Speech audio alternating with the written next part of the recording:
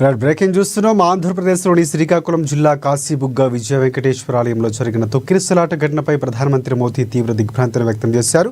తొక్కిసలాట ఘటన తనను తీవ్రంగా కలిచివేసిందని అన్నారు. ఈ దురదృష్టకర ఘటనలో భక్తులు మరణించడం అత్యంత విషాదకరమంటూ ఆవేదన వ్యక్తం చేశారు మోదీ. మృతుల కుటుంబాలకు ప్రగాఢ సానుభూతిని తెలిపారు. బాధిత కుటుంబాలకు ఎక్స్గ్రేషియా ప్రకటించారు. మృతుల కుటుంబాలకు 2 లక్షలు, గాయపడ్డ వారికి 50,000 రూపాయలు పరిహారం అందజేస్తున్నట్లు మోదీ ప్రకటించారు.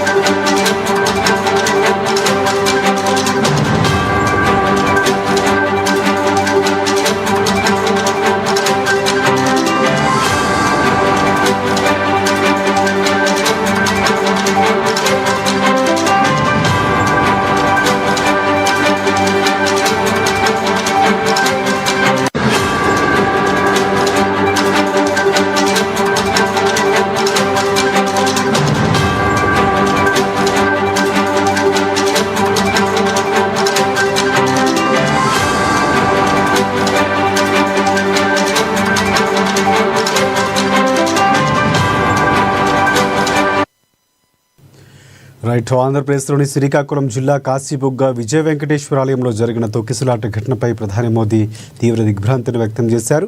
తొక్కిసలాట ఘటన తనను తీవ్రంగా కలిచివేసిందని అన్నారు.